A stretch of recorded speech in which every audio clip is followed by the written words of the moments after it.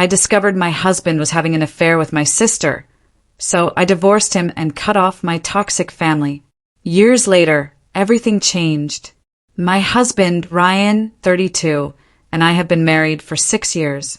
We share a remarkably strong bond, navigating the typical ups and downs that come with any long-term relationship. Through it all, we've grown closer, cultivating a truly loving partnership. Everything was perfect until about 8 months ago when my sister, Star, 28, returned home. She'd been living in Florida since she was 18, but her long-term boyfriend abruptly ended things, leaving her in a dire situation and moving to a new city. The exact reasons behind their split remain a mystery, though Star claimed he had been cheating with men. Having only met him 3 times, twice when he accompanied her home for short Christmas visits, and once during a vacation when Ryan and I visited them for a day 3 years prior, I found her accusation far-fetched. He just didn't strike me as someone leading a double life, let alone one who would leave her with nothing. I attempted to reach out to him, but discovered I was blocked, so I eventually let it go. Star moved back in with our parents, Gina, 55, and Jimmy, 56. For the first month, she struggled to find employment. I suggested Ryan might be able to help. As a higher-up in his company, I figured he'd have some influence. He did, and she successfully secured a position within his department, a role that was actually in her professional field. To give some background, my sister and I have never been particularly close. She was always the golden child, at least in our mother's eyes, and our father, frankly, was spineless when it came to Mom. It wasn't overtly obvious, but rather a million subtle gestures. For instance, when we turned 16, we both received cars. I got an 8-year-old Dodge Neon, while she drove away in a 2-year-old Mitsubishi Eclipse. Her dance practices, elaborate outfits, and competitions amounted to thousands of dollars over the years, with some events being 6 or 7 hours away, and our parents never hesitated. Meanwhile, when I asked for a mere $50 for a local college volleyball or basketball camp, they'd begrudgingly give it to me, but you'd think I was asking them to fund my own sports arena. What truly infuriated me was at 17. I was 15 minutes past curfew after an outing with my boyfriend and had my car confiscated for an entire month. The very next year, Star came home 2 hours late, reeking of pot, and simply received a stern lecture. I wasn't exactly heartbroken when she left for college and chose to remain in Florida. Despite our distant past, she began spending more and more time at our house. Initially, I thought perhaps she was making an effort to forge a closer bond with me, which I found quite pleasant.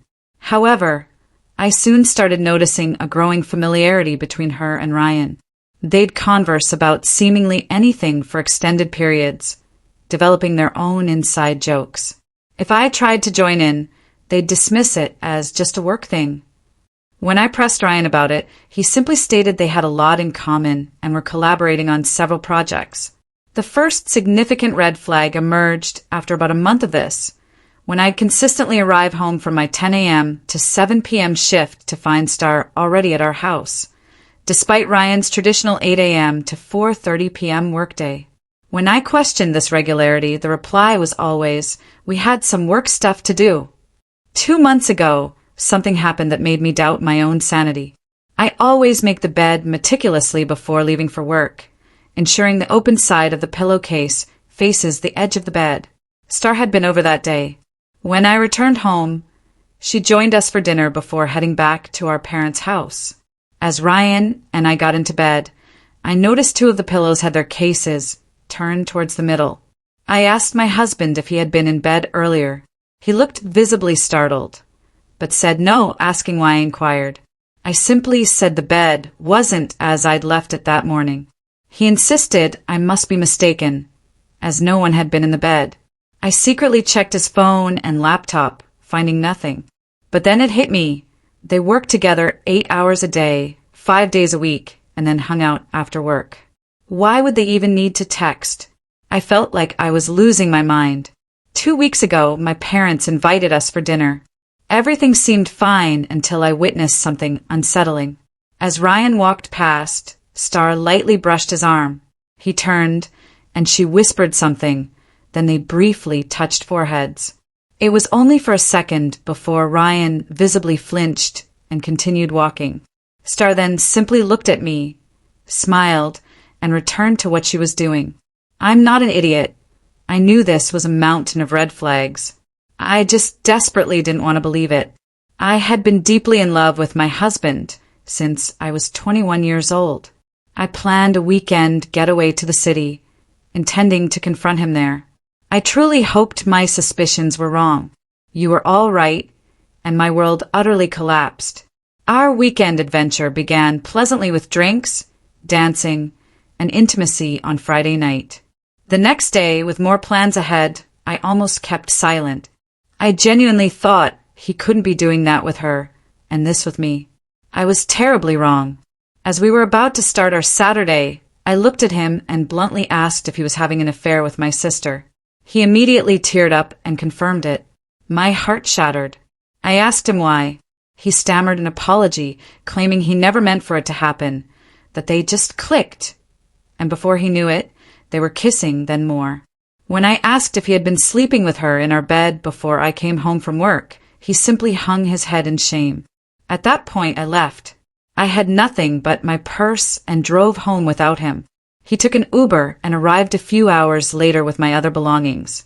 He tried to apologize, but I couldn't even acknowledge him through my tears. He packed a bag and went to a hotel. The next day, I told my parents. They already knew. They offered their condolences and informed me Star had left the previous night and might be gone for a few days. I had no doubt she had gone to stay with Ryan. All of this happened 3 months ago. Our divorce is nearly final. Ryan found an apartment to rent almost immediately, and Star moved in with him. I now only communicate with him regarding the divorce proceedings. Initially, he said I could just have the house and all the savings. I believe this was his guilt speaking. But after a few days, he insisted we'd have to split the house. I knew that was Star whispering in his ear. Fortunately, I had already transferred all the savings into a new account, so there was no battle there. Just like that, 9 years of my life were gone. He has no idea what he's gotten himself into. She's a narcissist and will eventually discard him. Star has been exceptionally cruel throughout this entire ordeal. A few days after my discovery, she tagged me in a Facebook post, a selfie of her and Ryan, with him kissing her cheek from behind. The caption read, "Feeling loved." It was sickening. I logged out of my account and deleted the app from my phone. About an hour later, she texted me, "Sorry sis, didn't mean to tag you. No hard feelings. I hope we can still be close. You'll meet your soulmate someday too." I blocked her on every platform I could think of. My parents haven't been any better. They pretended to be sympathetic at first. When I told them I was going no contact with Star and Ryan, my mother looked at me and said, "I'm sorry this happened. It shouldn't have happened this way, but your sister deserves to be happy too. You'll meet someone, and then we can put this all behind us." I became furious and brought up Star's Facebook tag and text. My mother simply responded, "Well, you shouldn't be on that stuff anyway." My father hasn't said a single word this entire time. He just sits there. I once asked him what he thought, and he simply said, "I agree with your mother," then walked out of the room. I am now going full no contact with them as well. The house will sell soon, and I'm moving to a different state. I won't be telling any of my family where or when. I haven't even told them my plan. I'm just done with all of them. I wish them nothing but the worst. Hello, everyone. I know it's been 4 years since my last update, but a major situation has unfolded. First, an update on me. I'm recently engaged. It took a significant amount of therapy to feel ready to date again.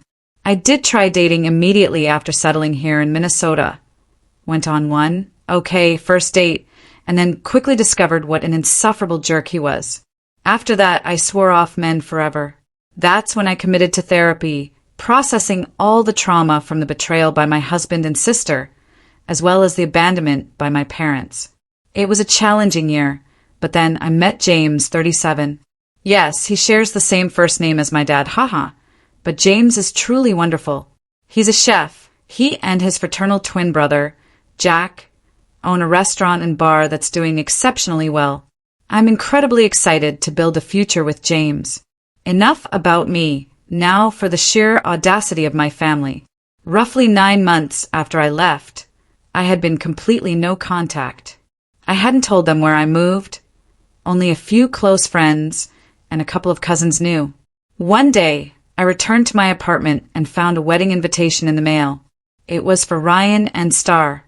The invitation featured a sickening picture of them hugging in a sunflower field. There was also a letter from my parents. It essentially read, "You need to forgive and put all this behind us. We know things didn't go the best, but we're family and families work through problems." They even claimed Star wanted me to be a bridesmaid, just like she was for me. What the actual heck? That letter reopened all sorts of old wounds, and my therapist got a lot more business because of it. Today I find it hilarious, but back then not so much. I didn't respond at all. The only thing I did was pinpoint which part of my extended family had given my ex-family my address, and I cut them off too. That brings us to the most recent drama. Last week, Ryan, of all people, showed up at my apartment. James and I don't live together yet, but that will change soon. Ryan looked good, too good, like he was trying to appear his best. When he showed up, I asked, "What do you want?" He said, "I just want to talk. I'm so sorry for what I did. Star and I are divorcing. I figured out she was unfaithful our whole marriage. Surprise, surprise. I don't expect you to take me back, but we should talk and get some closure for both our sakes." I did a double take. He had clearly lost his mind. I looked him straight in the eye and said, "No, I give you no closure. You made your own bed.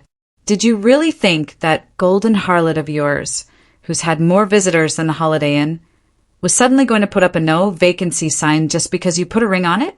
You're even dumber than I thought. I forgive nothing. I want nothing from you. I don't care. I'm better off now, and that will always be the case. You can go to hell." Then I turned and went back into my apartment, locking the door behind me. I immediately called my landlady the sweetest old lady in the world. I've grown quite close to her over these 4 years, and she knows about my previous marriage. Ryan was still loitering in the hallway a few minutes later when her 2 nephews, who helped maintain the apartment grounds, appeared. They informed Ryan he was not welcome here and was now on a banned list. If he returned, the police would be called for trespassing. I hoped that would be the end of it, but it wasn't. I now have a fairly easy 9 to 5 work schedule, which allows me to visit the restaurant almost any night James is managing. I don't get in the way. I just hang out and enjoy the few minutes he can spare. I've become good friends with much of the staff, many of whom are James and Jack's family, and it truly is the family environment I always wished I had. I was there the next night when Ryan walked in and simply sat at my table. It was a slow Tuesday, and James, noticing him, immediately came over to check on me. He recognized Ryan from photos I had shown him. Ryan extended his hand to James, who just looked at it, then asked me, "Want me to kick him out?" I said, "Not yet. I've got a question or two." Ryan perked up as if he were winning something. What an absolute tool. I asked him to tell me what had happened between him and Star. I'll admit it was pure, morbid curiosity. He told us she had been having at least 2 affairs with married men. Old habits die hard, I guess. This was 2 years into their marriage. It was a tough time for me, he said, and I actually rolled my eyes.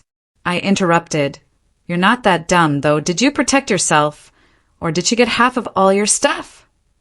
Ryan replied smugly, "I stuck it out almost another year with her so I could start stowing away savings and sold off some assets. In the end, she got a fraction of what she would have." I asked, "And what happened to her then?" Ryan replied, "She had to move back in with your parents again." Satisfied, I said, "Yes, thank you. That's what I wanted to hear.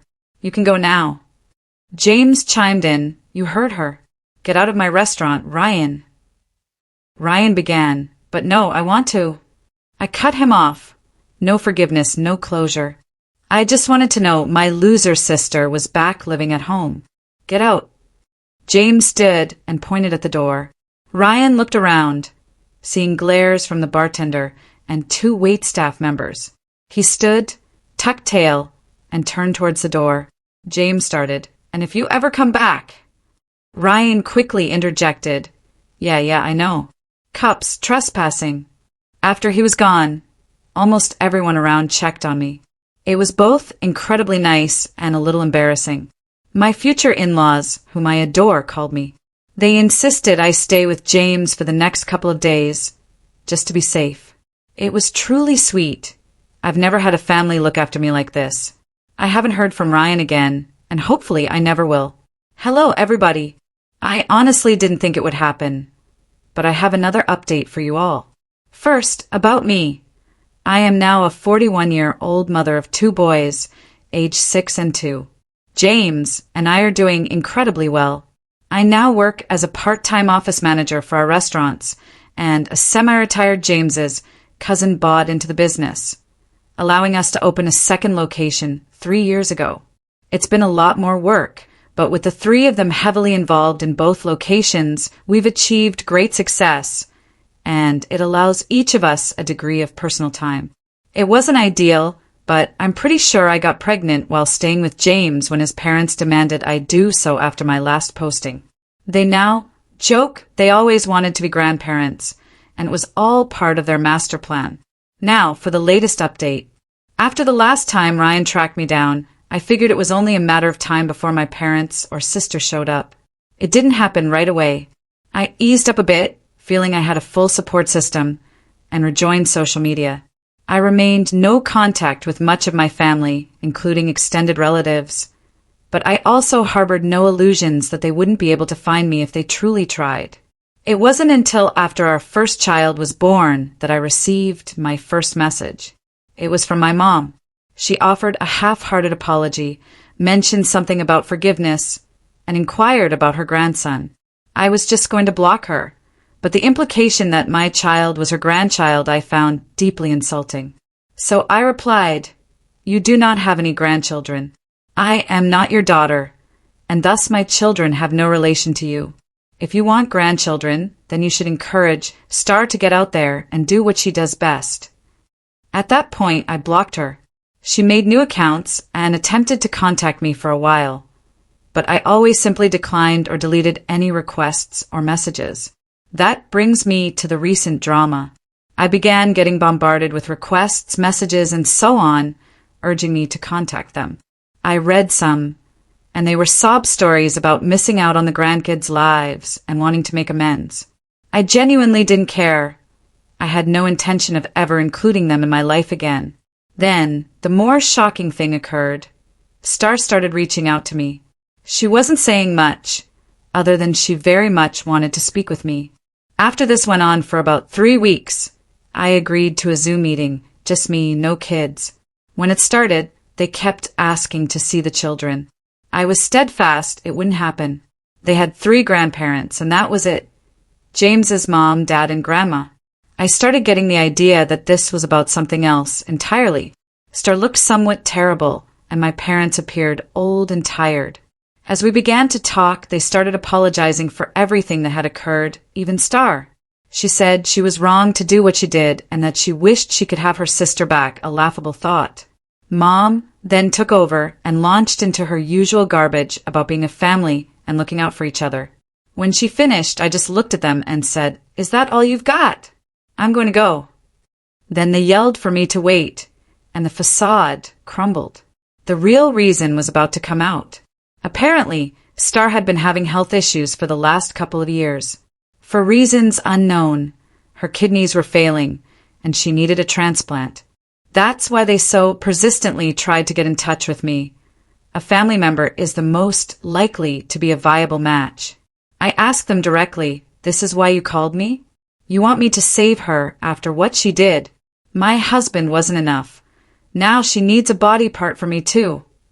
My mother snapped, "Stop being like this. All of that was a long time ago." She began choking up and crying as she continued. "I get it, you hate us, but she is going to die if she doesn't get a transplant soon. Is that what you want? I know you think she wronged you in the worst way, but please, just this once, can we set that aside? I remained quiet, wanting to see if they would say more. Eventually, Dad actually started to talk. Look, we're sorry for all that happened, but we've got some pretty big problems. Between her medical bills and not being able to work, your mom and I are getting older and have our own issues. We have a lot of problems. We need you to come back to Missouri and see if you are a match, but we also could use some help, or we might lose the house. So you need my kidney and my money, I stated. Don't put it like that, he replied. Star chimed in, please just come home. I need my big sister. I don't want to die. Can you just come and see if you're a match? If you're not, we will never contact you again. I told them I needed to think about it, do some research, and would tell them tomorrow night. I ended the call and went to speak with my husband. He told me he supported me 100%, whichever way I went, then asked if we should all travel as a family or if just he should come. I said no to both. I was going and I was going on my own. I informed my former family that I would get lab results here in Minnesota, and if I was a match, I'd come there and we could discuss everything else. About a week later, I received the results, and it appeared Star and I were a perfect match. I agreed to return home to St. Charles. By the time I arrived, Star had begun to experience some complications and needed to be admitted to the hospital. This got everyone off my back about meeting for dinner, as I had no intention of doing anything social with these people. Especially since any time they seemed to have a free minute, my parents were inquiring if I had considered helping them catch up on their financial struggles. They managed to stabilize Star, and I went to meet with the doctors who would perform the transplant. They began going over everything with me, and I said I'd prefer to have this conversation with everyone present.